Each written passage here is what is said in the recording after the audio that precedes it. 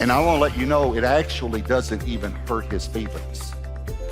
And it doesn't threaten him that you say to him, Lord, I'm mad at you right now.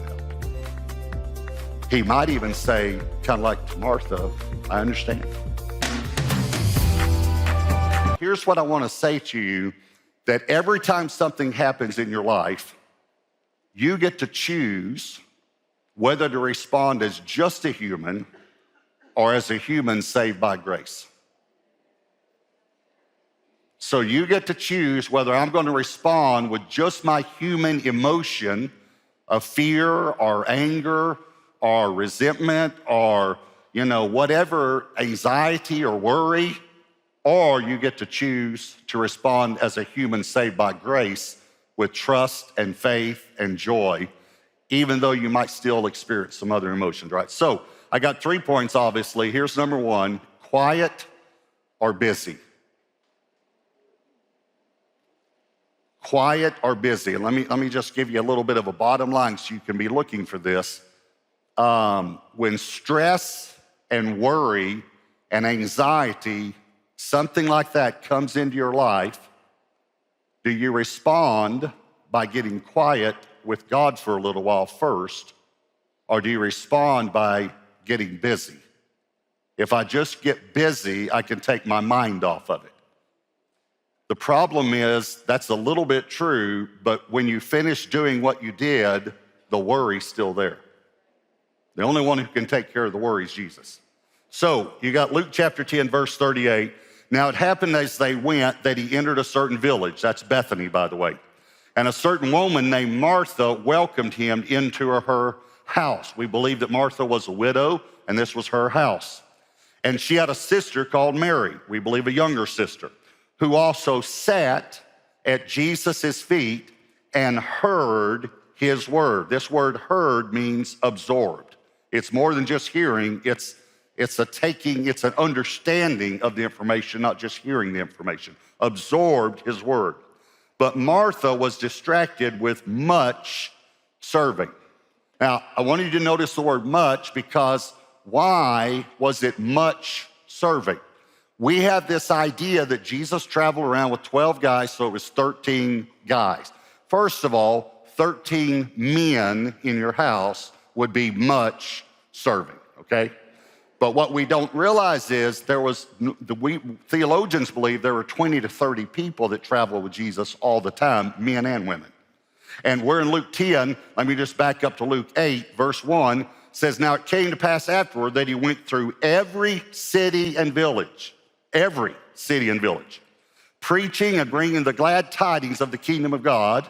And the 12 were with him, and this is what we missed, certain women who had been healed of evil spirits and infirmities, Mary called Magdalene, out of whom had come 7 demons, Joanna, the wife of Chuza, Herod's steward, and Susanna, watch this, and many others who provided for him from their substance. So again, a lot of people don't realize that women traveled with Jesus. And I just want to just say it to you. Do you really believe that 13 men could have traveled without women? And could have kept their schedule and could have planned ahead and, okay, all right. So Luke 10, we'll go back to Luke 10, verse 40. But Martha was distracted with much serving, that's where we left off, and she approached him and said, Lord, do you not care? Now, we're going to come back to this statement, do you not care, and just talk about, have you ever felt that way? God, do you not care what I'm going through right now? But do you not care that my sister has left me to serve alone? You got to remember, Jesus is teaching. She's setting his feet, but everybody's listening to Jesus. Martha's in the kitchen alone. Because everybody's listening to Jesus, all right? Now watch this. I love this. This is an older child syndrome here. Therefore, tell her to help me. That's a little human, but I agree with it, but tell her to help me. And Jesus answered and said to her, Martha, Martha, you are worried and troubled about many things. The word trouble here means anxious. You are worried and anxious about many things, but one thing is needed. And Mary has chosen that good part, which will not be taken away from her. Okay, first of all, I want to help you understand, I don't agree with the way most perceive this passage. I don't think Jesus was rebuking her for serving. That's not what, and I don't even think he was rebuking her. I don't think he was mean in what he said. I think when you think about it, I think it's very possible that the first thing he did was give her a hug. And then took her hands like this. And the reason is, in biblical language, when you use a person's name twice, it's compassion. You're actually saying, Martha, Martha. It would be like your spouse, your wife, your husband coming and saying, I'm just so worried about this meeting I have tomorrow or this event we have coming up, and you give them a big hug, and then you say, sugar, sugar. Sweetheart, sweetheart. I understand how you feel. It's normal that you would feel this way. This is what, I just want you to see this as differently than maybe you've seen it before. I think Jesus is saying, Martha, I understand, I get it. But do you not understand that the one who can multiply bread is sitting in your living room? I just need you to get back to, I'm in there teaching and you're worried about lunch. I can take care of lunch. Now, again, I'm not putting Martha down because I have a tendency to get worried and troubled about many things. I have a tendency to get stressed. But what I want you to know is that every time stress and tension comes into your life, you have a choice whether to get quiet or get busy. And I'm just simply saying that many of us here try to work through stress instead of just sit at Jesus's feet for just a little while. So when stress comes in, we immediately need to make that choice. All right, here's number 2, temporary or eternal. Every time something happens in your life that could be stressful, and now we're going to talk about the death of her brother Lazarus, do you respond with a temporary mindset or an eternal mindset? Again, human or divine. 2 Corinthians 4:18 says, while we do not look at the things which are seen. In other words, he's saying, don't look at what you can see, but at the things which you can't see. For the things which are seen are temporary, but the things which are not seen are eternal. All right, so let's look at the story of Lazarus, John 11. Now, a certain man was sick, Lazarus of Bethany, in the town of Mary and her sister Martha. Verse 5, now Jesus loved Martha and her sister and Lazarus. So when he heard that he was sick, he stayed 2 more days in the place where he was. I don't understand that verse. Now, I do from an eternal perspective. I do now that I've read the rest of the passage. But you would think when he heard that he was sick, he left immediately and sped. He went as fast as he could. But instead, he stays 2 more days. Are y'all with me? So he stays 2 more days. And then verse 11, then he tells some things to his disciples. And then in verse 11, these things he said. And after that, he said to them, our friend Lazarus sleeps. But I go, now that's an eternal perspective, by the way, not a temporary one. But I go that I may wake him up. Then his disciples said, the humans, Lord, if he sleeps, he will get well. However, Jesus spoke of his death, but they thought he was speaking about taking rest and sleep. Then Jesus said to them plainly, Lazarus is dead. Idiots.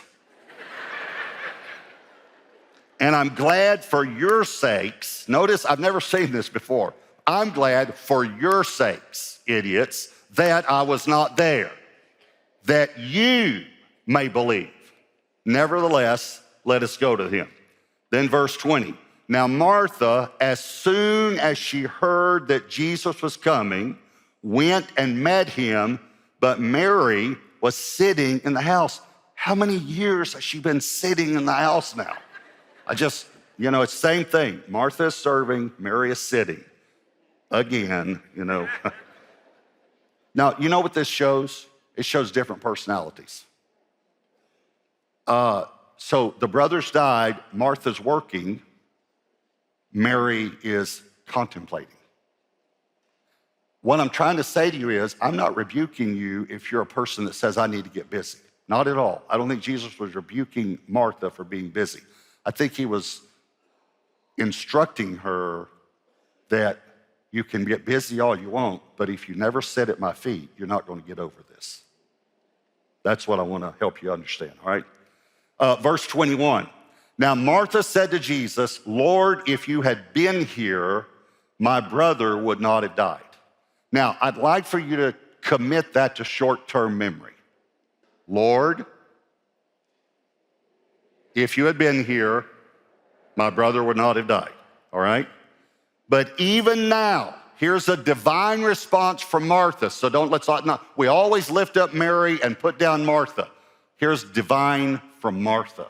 But even now, I know that whatever you ask of God, God will give you. Well, that's good.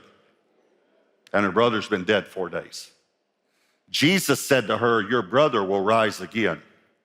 Martha said to him, here's a human response, and human's not always bad. It's just normal. I know that he will rise again in the resurrection at the last day. Jesus said to her, I am the resurrection. There's one of the I ams we covered last week in John. I am the resurrection and the life. He who believes in me, now I want to explain this to you theologically, though he may die, he shall live. And whoever lives and believes in me shall never die. Okay, now, here's the thing though, see, because I'm grammarian, I like grammar. I listen to words. The words jump out at me. Okay. He who believes in me, though he may die, will live again, and he who believes in me shall never die. Okay, which one is it? Is it though he may die or shall never die? Okay, let me explain to you. It's both. It's what I'm preaching on, divinity and humanity. See, as a human, you're going to die. But as a human that's been born again, you're never going to die. You're just going to transition to a new location. That's the difference. So that's how both of these statements are true. So now look at verse 26. He said, do you believe this?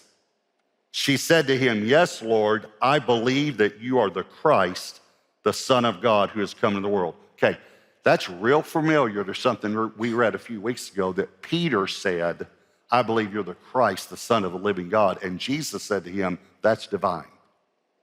You didn't get that on your own. So I'm just showing you that Martha makes the divine responses in John 11. I believe you're the Christ, the Son of the living God. I believe. Then verse 32, then when Mary, this is what I told you to commit to short-term memory a moment ago. Then when Mary came where Jesus was and saw him, she fell down at his feet saying to him, Lord, if you had been here, my brother would not have died. Exact same words. You can go back and read them later if you think I missed one. Exact same words. Now, again, I think we take this negatively. Possibly they were not even saying it accusatorily. Possibly they were just making a statement. Because see, a centurion, a Roman centurion, a centurion comes from the word cent, which means 100. So they were over 100 men. This Roman centurion comes up to Jesus and says, Lord, if you'll speak, my servant is sick, and would you come and would you heal him?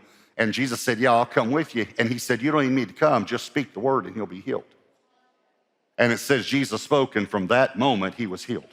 From that very moment. Okay, so they could have been saying, you know, Lord, if you had been here, my brother would not have died, but I know you couldn't get here, your schedule, you know, or whatever, but I wish you had been here, or I wish you had heard about it because then maybe you could have just spoken the word and he would have been healed. Possibly, though, they were a little upset.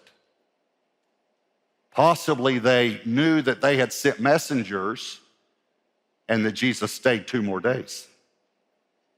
Possibly there's a little bit of the Martha from earlier in Matthew 10 when we read where she said, "Do you not even care?" I'm just saying, maybe they weren't saying it in a bad way, but maybe they were. Now, the reason I want to bring that out is this is the way we feel sometimes. And I want to let you know it's actually okay to say it to God. And I want to let you know it actually doesn't even hurt his feelings. And it doesn't threaten him that you say to him, "Lord, I'm mad at you right now." He might even say, kind of like to Martha, "I understand." Possibly they were saying, "You could have intervened, but you didn't."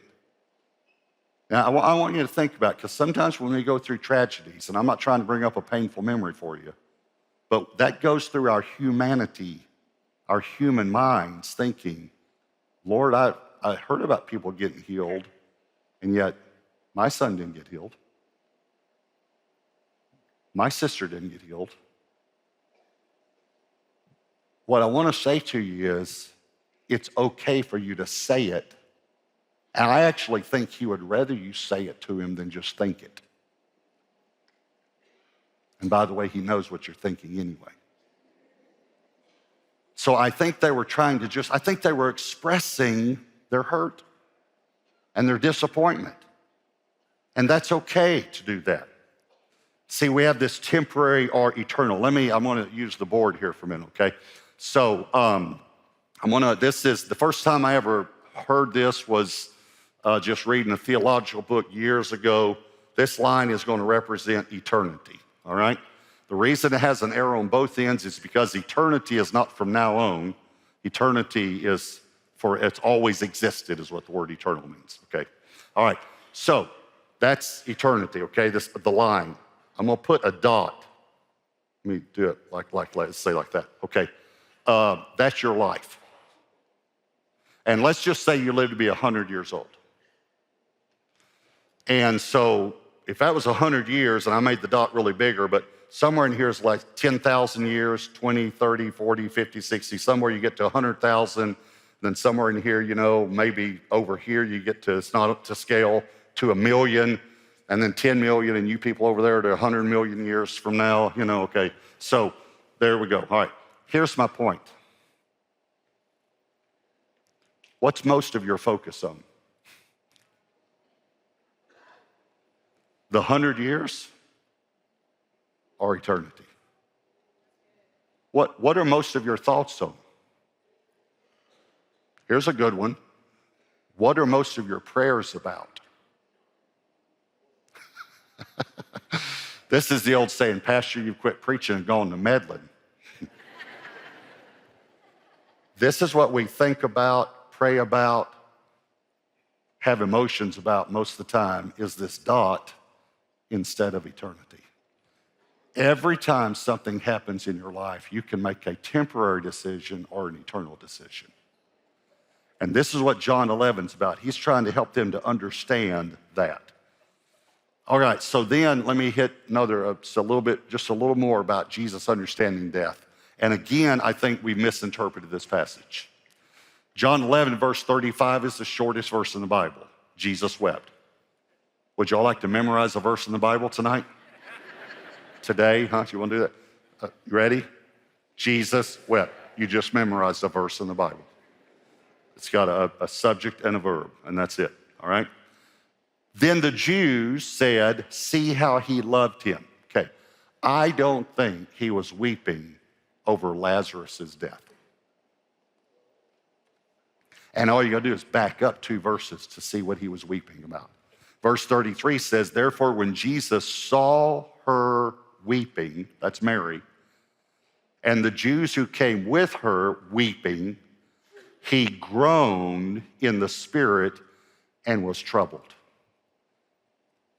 When he saw humans, who had just lost someone they loved, weeping, not just crying, weeping, he groaned and was troubled. The word groaned here means to snort with anger. Like, just makes me mad when I think about it. And then the word troubled here means agitated.